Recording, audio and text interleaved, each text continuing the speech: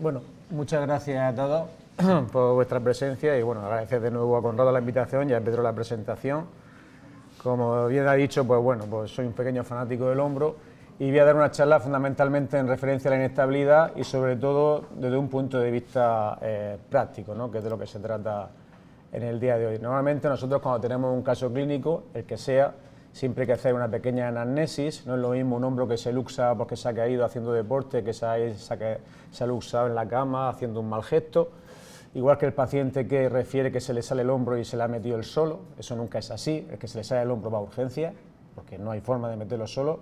Es que lo que normalmente ocurre es que suele ser una subluxación, de acuerdo, que él mismo se vuelve a encajar, ¿no? Se me ha salido y me lo he metido otra vez. Eso hay que diferenciarlo porque no es lo mismo una patología que la otra, aunque una puede llevar a la otra con el paso del tiempo. En cuanto a las pruebas radiográficas que pedimos, normalmente suelen ser radiografías simples, nunca en el plano del tronco, que son de poca validez, sí en el plano de la escápula, tanto la AB como una I como una axilar, ¿de acuerdo?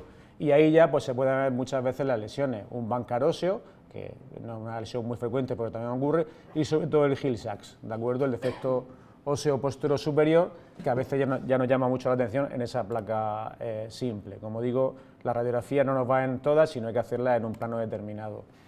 La siguiente prueba que nos valdrá es fundamentalmente una rectorresonancia, que será para ver sobre todo las partes blandas, lesiones del labrum, de la cápsula y asociadas. ¿De acuerdo? Como podemos ver en la imagen, lesiones de Bankart típicas, lesiones de tipo alza, Perthes o similar.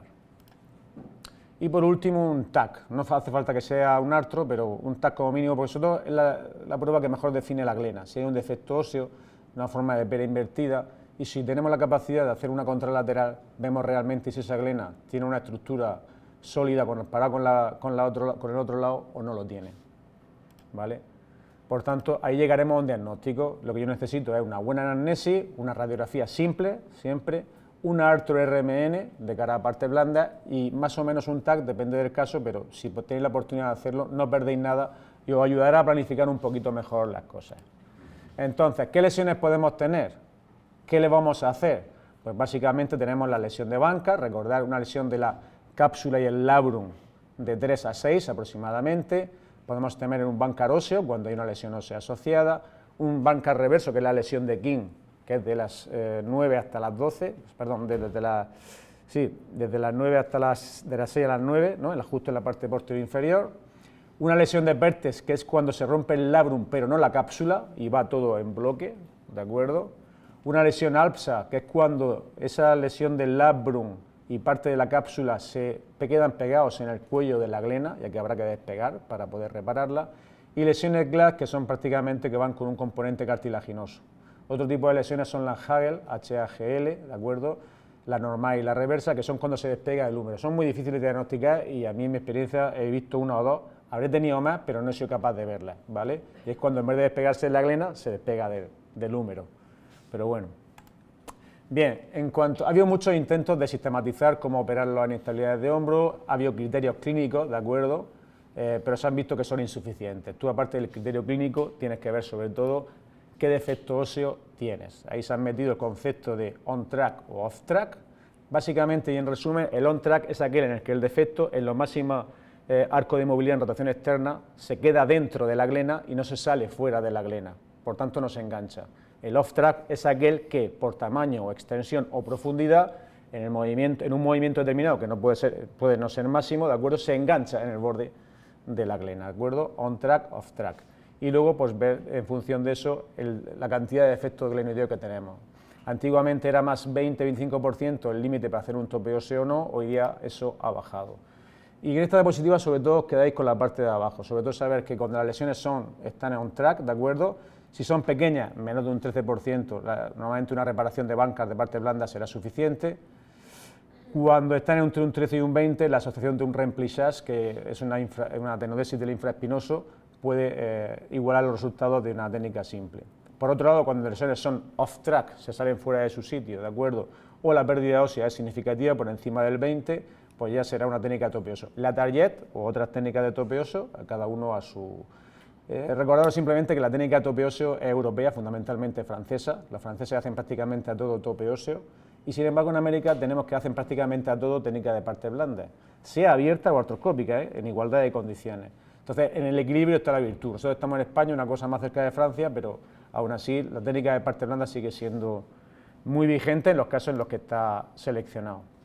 Con respecto a la técnica quirúrgica en sí, el setup, el ambiente de quirófano, os recomiendo siempre que seáis cirujanos comedidos, que tratéis bien al personal y que procuréis tener buen rollo en el ambiente, sea con algo de música o sin música, pero sobre todo que la gente esté tranquila, que siempre esté acostumbrado a trabajar con los mismos, a ser posible. ¿Por qué? Porque ya os conocen, los conocéis a ellos, saben lo que necesitas, y tú simplemente a veces haciendo así, dame lo siguiente, ¿vale? Ya te lo da. Y eso te facilita mucho también el trabajo, ¿de acuerdo? Tener un grupo de trabajo más o menos estable.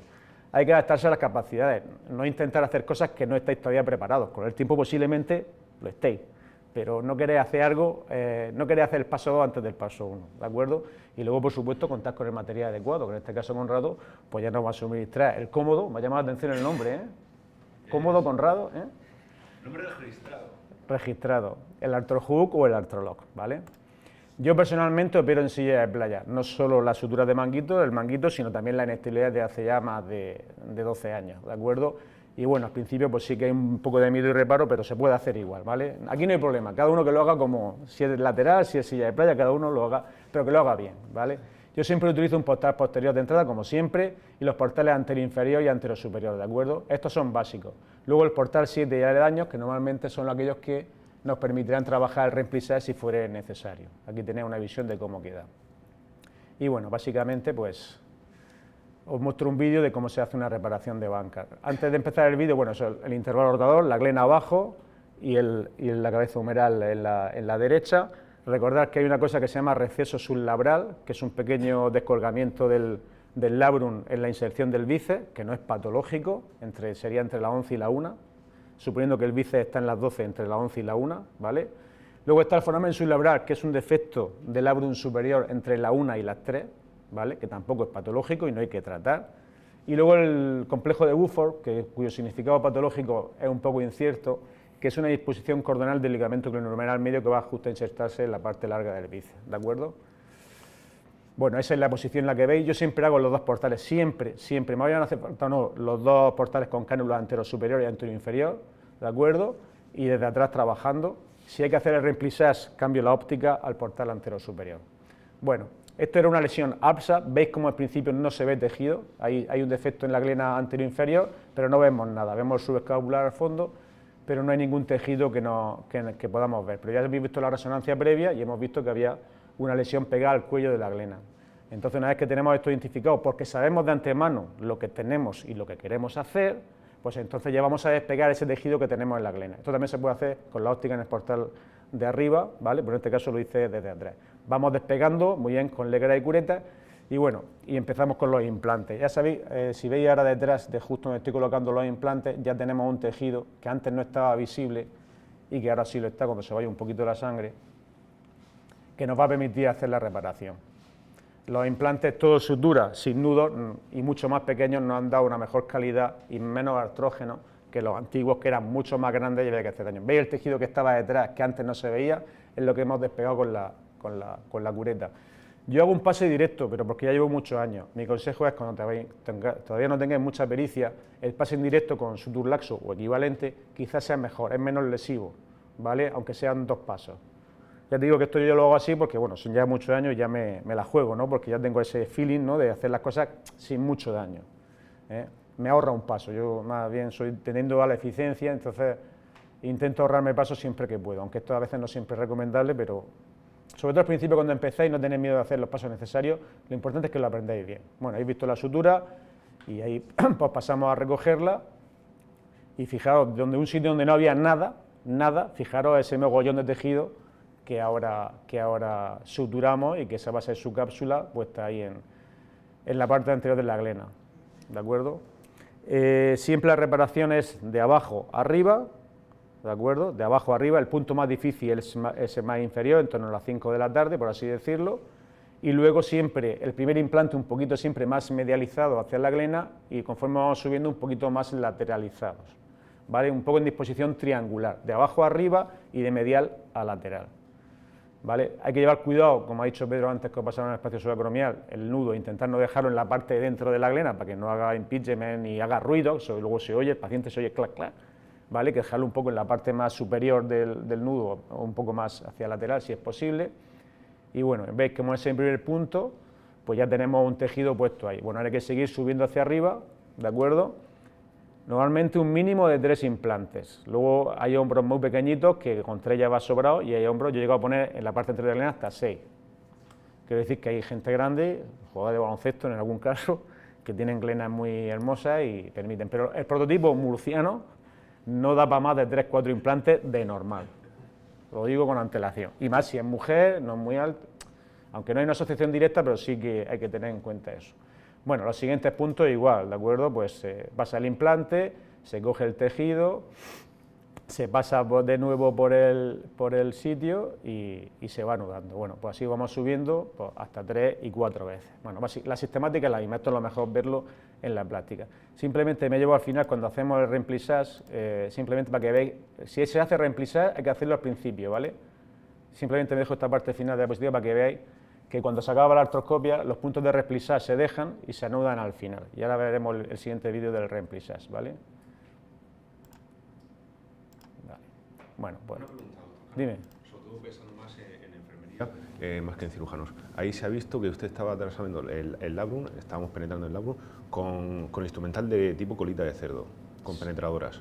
Sí, estos son penetradoras. Las otras opciones son las curvas estas, las colas de cerdo, que es el pase indirecto. Pasas primero su sutura, que es mucho más fina, es mucho menos lesiva, y a través de eso enhebras la sutura y la pasas. Se puede hacer con nudo, se puede hacer sin nudo, eso ya a gusto del consumidor, ¿de acuerdo? Pero yo prefiero el pase directo porque primero para mí es más rápido y porque ya me manejo. Pero es cierto que en manos que todavía no controlan, el pase directo con la penetradora puede ser más lesivo porque también no tienen el feeling y las sensaciones. Entonces, si no lo tenéis, hacedlo con la cola de cerdo y luego lo paséis por la sutura definitiva y ya está. Es mi opinión, ¿vale? Conforme paséis el tiempo, o si sois muy habilidosos de inicio, pues lo podéis hacer sin hacer mucho daño con la penetradora, pues hacerlo así. A gusto del consumidor, pero siempre con cabeza y atendiendo a lo que cada uno sabe hacer. No ir por encima de lo que en ese momento, no es lo mismo hacerlo con 31 años que hacerlo con 41 o con 51. Normalmente irá mejor y podrá hacer más cosas con menos daño. Eso es así. Bueno, y esto en cuanto al remplissage, ¿de acuerdo? Pues desde el portal anterior superior se categoriza la lesión, el tamaño, y no, pues eso, se limpia un poquito la zona y lo que se busca es hacer un hueco, un lecho para poder meter los implantes determinados, ¿de acuerdo? Pueden ser 1, pueden ser 2, depende del tamaño. Mi consejo es que si nunca habéis hecho un remplissage, con la primera vez que lo hagáis, con que hagáis uno va bien, y a poco le podéis meter, porque técnicamente sí que cambia un poco la visión, digamos, estereoscópica del cerebro y puede ser más trabajoso triangularse, porque ya la óptica no la metes de atrás, la metes de delante y estás como un poquito girado, entonces te puede costar un poquito más, pero bueno. Entonces, pues lo que se hace ahora, una vez que tienes puesto el implante, es retirar la cánula y vas cogiendo un poco de infraespinoso de un poco más posterior o inferior en este caso, para recuperar los hilos. Esos hilos se quedarían luego por fuera y no se anudarían hasta el final, porque si lo anudas de inicio te estrecharía mucho el espacio y te costaría trabajar la parte anterior. En caso de hacer remplissage más bancar, primero se hace el remplissage y después te vas a hacer el bancar. Y cuando vas a cerrar el bancar, a golpe nudo, hay gente que incluso lo hace mirando el espacio subacromial, no lo veo necesario. De forma ciega puedes cerrar con un empujanudo la tenodesis del infraespinoso. ¿Veis cómo se viene el infraespinoso cuando va tirando? Y se va colocando y un poco esa sería la disposición final. Ahí lo vais a ver, cómo le pego el tironcico desde ahí y se pega. ¿Veis cómo se pega el infraespinoso? Vale, pues eso hay que hacerlo, esto lo hice con motivos didácticos, pero bueno, eso normalmente ya no lo veo. Sé que lo estoy haciendo y lo hago de forma ciega desde fuera, ¿vale? Por tanto, el mensaje a casa es, primero hay que tener claro lo que se va a hacer de antemano, no hay que improvisar. Mi consejo es eso, salvo necesidad. A veces te encuentras con cosas que no te esperabas y bueno, pues hay que hacer según arte, ¿vale? Porque la causa más frecuente de fracaso es no diagnosticar y tratar todos los elementos responsables. Por eso, si tienes las pruebas previas, sabes a qué te enfrentas, sabes lo que quieres hacer. No puedes llegar, bueno, se le ha salido el hombro, he visto en la resonancia simple en una lesión del labrum, voy para allá. Luego voy para allá y tengo un girsal hermoso, tengo un APSA, no tengo tejido, ¿qué le hago? No. Gestos sencillos y reproducibles. Siempre hay que adaptarse a las cualidades. Es decir, no se trata de demostrar lo que tú vales, si esto ya sabemos que somos todos muy buenos.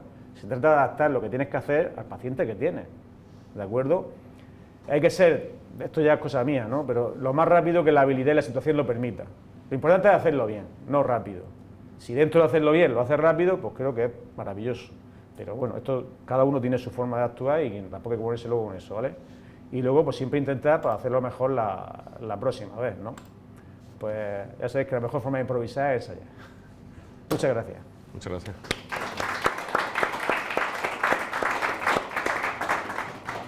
¿Dudas, preguntas? Antonio, ¿cuándo estarías por operar un primer episodio de luxación? Primer episodio, en deportistas o gente que tiene una actividad física intensa, yo desde minuto 1, o sea, no le admito, se lo explico, pero sí, porque al final son gente que va a volver a abusar del hombro, a usarlo, y cada vez se lo va a volver a salir y va a agravar la lesión, como pasaba un poco en el manguito. Entonces, gente deportista, por supuesto, si tiene una banca, no sé, la opción, un bancar óseo, o lesiones que se off-track o tal, eso va directo. Pero aquellos que dicen, vale, tiene un primer episodio, tiene un bancar aislado, tiene 20 años, 25, 30, ya por edad, sí. Luego, tiene 40, 45, 50, escala, va al gimnasio, tal, también. La duda pues, la puedes tener gente más mayor, que a lo mejor no es muy activa, se le ha salido, normalmente suele ser una caída, que suele asociar una lesión de manguito, pues ahí puedo darle una oportunidad de que si cicatriza bien y tal, va bien. Pero gente por debajo de 40 y a poco que haga deporte, siempre en el primer episodio. Esto es controvertido, de hecho tengo otra charla que va de eso, que di el otro, en fin, pero que soy muy agresivo, porque he visto que la inestabilidad no cura. O sea, igual que el cruzado anterior tampoco cura. La inestabilidad de hombro, como mucho más, y más si sigues haciendo una vida medianamente que exige a los brazos. Entonces, cuanto antes te anticipes, menos cosas tienes que arreglar después. Eso es un poco la idea que llevo. Soy agresivo con la inestabilidad. Por eso digo, hombre, hay un tanto por ciento de pacientes que después de un primer episodio no operan en el segundo. Sí, exactamente. Lleva razón que luego hay un tanto por ciento alto, que cuando te viene pasa igual que con el manguito. No sé si también operan manguitos con roturas completas en pacientes que no tengan clínica. Si es joven, la filosofía es un poco la misma. 65 años, 65 rotura años, de hoy es manguito joven, de hoy- espesor completo, edad media. Rotura de manguito, espesor completo, Sí. y el paciente te viene porque ya viene con la resonancia, pero no tiene limitación funcional, ciertas molestias. Cierta molestia. Si ese paciente lo lleva también tolerado, que hay un porcentaje de pacientes que lo llevan bien tolerado, se le da la oportunidad de decir, mira, tienes esto roto, pero es cierto que lo llevas muy bien. Si tú para hacer tu vida diaria y para hacer tus cosas vas bien, o sea, pues ya sabes que eso en un momento dado, si se descontrola o se inestabiliza el hombro, se inestabiliza en el sentido de que pierde los componentes de equilibrio, se rompe un poquito más de delante o de atrás y ya empieza a tener sensación de dolor y tal, pues a lo mejor al final hay que acabar una prótesis. Pero si un hombre, 65 años, 70, 60, tiene una rotura completa de manguito, pero sin embargo llega a consultar. Me han mandado y médica porque me molestaba un día y me ha hecho una eco, no sé qué, tengo una rotura grande de tendón, pero mira, muevo perfecto, no me duele, algún día alguna molestia, ¿qué le va a ayudar tú como cirujano? Si lo único que te va a hacer va a ser luego decir, ahora estoy con dolor y qué restricción. No, hay que saber dónde meterse. Entonces, son roturas quirúrgicas con las imágenes, pero el paciente no es quirúrgico porque está muy bien. ¿Cómo está bien? Todavía no lo sabemos del todo, pues si el deltoide ya compensado, tiene por ahí estabilizadores ligamentarios que también lo han compensado y están geniales. Y sin embargo hay otros que con roturas mínimas están inútiles del brazo. O sea que en ese aspecto se habla con y se ve al paciente. Que no, es que no te puedo ayudar. O sea, solo puedo empeorarte. No me voy a meter en ese jaleo. Pues muchísimas gracias. Ajá. ¿Alguna pregunta más? Quería comentar si alguna vez ha parado pacientes de 60 años con muchos años desde que ha empezado con sensación de subluxación de hombro. ¿Ha reparado una inestabilidad en un paciente mayor de 60 años? Sí, pero no es lo habitual. Normalmente esos pacientes suelen A lo mejor asociar no un quedan manguito. partes blandas, labrum y demás. Sí, no, pero esos pacientes normalmente sí hay diferencia. Eso que me está hablando de una inestabilidad de una persona que lleva 20, 25 años sintiéndose el hombro, que le entra y le sale, o una persona que ha raído un traumatismo No, que se sale desde hace muchos años. desde hace muchos años. Pues ese normalmente tendrá ya una lesión crónica, posiblemente con déficit de tejido capsular y ligamentario. Si realmente le genera una inestabilidad que le bloquea el día a día o que tiene realmente episodios de luxación, se puede plantear pues, con las pruebas pertinentes, posiblemente sea, fíjate lo que te digo, incluso una candidata a un tope óseo directo. No ya aparte de las con 60 años, porque aparte suele tener también una lesión de manguito asociada, muchos de ellos. Pero bueno, hay que valorar cada caso. La otra opción es, dice, llevas 30 años con esto y viene ahora, pues ya has venido antes. ¿O qué pasa? Es un caso real, pero antes previamente lo habían planteado. Luego en esos pacientes de subluxación normalmente suele ser más en críos, bueno, en críos adolescentes, el típico subluxador voluntario, no tocarlo, o sea, esa persona tiene un problema seguro de base a nivel tal, si no ha sido traumático. Entonces esa gente lo que hay que explicarles es no vuelvas a hacerlo y haz mucho ejercicio de potenciación, porque a base de esto al final te jode realmente los ligamentos, les va dando de sí y al final te lo jode. Entonces si llega a la consulta y te lo dice, mira, clean, clean, clean. Rehabilitación y por favor, intenta no hacerlo, no es necesario para tu vida. No, porque son pacientes que luego, lo tengo porque ya me he comido algunos, o sea que no lo digo porque me he comido algunos que he pensado que podía ayudarle y no he podido ayudarle, le he hecho una reparación multitask, pues luego ya tienen un poco de rigidez, un poco de molestia, un poco de contropatía, porque no la tenían, pero ahora ya la tienen porque se la has hecho tú y ya tienes paciente ahí para los arrestos. Entonces ese tipo de pacientes, y si llevas 30 años haciendo eso, ¿pero por qué? O sea, no lo haga, venga usted antes y se lo intentamos apañar. Si ha venido ahora, pues ya tienen que asumir las consecuencias. Algún caso sí que hay que hacerlo, pero no es lo habitual, ¿eh? Pacientes mayores a lo mejor de 70 años que por un simple gesto o movimiento habitual se produce esa subluxación que parece que vuelve, pero se ve hematoma, se ve que ha roto, ¿qué es más recomendable? Pues de momento estudiarlo, hay que hacerle pruebas, porque insisto, lo normal es que tenga asociación a una lesión de manguito. Si esa, no es habitual que eso que me cuenta ocurra, pero bueno, puede ser que haya hecho un mal gesto y haya notado y tal. Y lo normal es que pueda tener una pequeña lesión de labrum, pero normalmente tendrán más asociado una lesión de manguito, incluso del subescapular. Es mi experiencia. Entonces, bueno, hazle pruebas, ve lo que tiene y ve si le puede ayudar con algo que no sea la rehabilitación. Con respecto a lo que has dicho antes de si vas a poner una invertida y luego ves si hay un problema y le pones una... No, esto es al revés. Es decir, la invertida se pone para casi todo, se puede poner en casi todo. La anatómica tiene unas indicaciones muy precisas. De hecho, yo personalmente, no sé, Pedro, yo casi, o sea, yo, no sé, llevo como 5 años sin poner ni una anatómica, porque las invertidas van muy bien y nos han solucionado muchos de esos problemas. Entonces, el problema puede ser que vayas a poner una anatómica y, coño, pues no tiene manguito, tiene roto el tendón, ya no puede poner una anatómica, entonces te va a la invertida. Pero al revés, no, si no puedes poner la invertida es que no puedes poner nada. He visto que igual que en una prótesis de cabeza de radio, quizá el paso más complicado es encontrar el centro del epicóndilo, sí que es verdad que he visto que en la prótesis de hombro el paso más difícil puede ser encontrar el punto central de la glena con exactitud. Entonces ha habido muchas veces que efectivamente había una idea de prótesis y se tiene que cambiar a la invertida porque es la que nos da más Para juego. eso, mira, hoy día con las reconstrucciones TAC 3D y los programas informáticos de software, yo lo intento implementar cada vez más, aunque a veces no es fácil, pero tú metiendo, sobre todo cuando tienes, porque una glena normal, ya en un TAC y tal, ves la retroversión, el favar, el walsh, lo que tienes, pero cuando es una glena displásica, que con mucha retroversión, o es una revisión, ahí es donde sobre todo el TAC y las reconstrucciones te van muy bien, porque te permiten anticiparte al defecto y ver lo que puedes precisar. Luego en la práctica, en el vivo, pues tal, pero tienes que tener esto preparado. ¿Vale? Entonces, sobre todo en revisiones y en casos displásicos, sí que el TAC es básico. Es básico para todo, pero hay más todavía. Y lo normal es que pase eso, que tú vayas a una anatómica y digas, coño, pues no tiene manguito, tiene un defecto, pues me tengo que ir a invertida. Al revés, si es al revés, es que no puedes poner muchas cosas. Que yo creo, doctores, que ya prácticamente todo va a ir directamente a las invertidas. Sí, no bueno, valoráis. yo mi experiencia, ¿por qué? Porque ese diseño que se hizo hace ya 80 y pico gramos, hace ya 15, 20, 40 años, que era para otras cosas y que ha evolucionado, no ha dado solución a muchos problemas. Es que es una prótesis que trabaja sin tendón de supraespinoso, casi sin infraespinoso, pero necesita algo de infraespinoso y redondo menos para tener rotación externa, ¿de acuerdo? Y que el subescapular, si está bien, pero si no está, tampoco le pasa nada. O sea que realmente teniendo un poco de manguito posterior inferior, te funciona perfecto. Eso no te lo permite la anatómica. Si no tienes eso, la anatómica no te va a funcionar. Y luego depende de unas tuberosidades que la inversa ya no te hacen falta, básicamente. Entonces, de una forma biomecánica nos han solucionado cosas que a lo mejor los cirujanos no éramos capaces. O sea, la prótesis esa, cuando aprendes a ponerla, pues te soluciona muchas de las papeletas que teníamos, o que tenía la gente, sobre todo más mayor que yo incluso.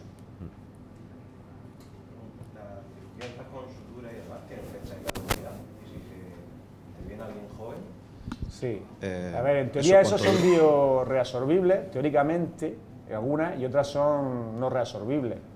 En teoría son biocompatibles en cualquier caso, con lo cual se reabsorban en 2-3 años, que eso nunca ocurre, porque tiene la oportunidad de revisar eso de que en 2 años están todas allí.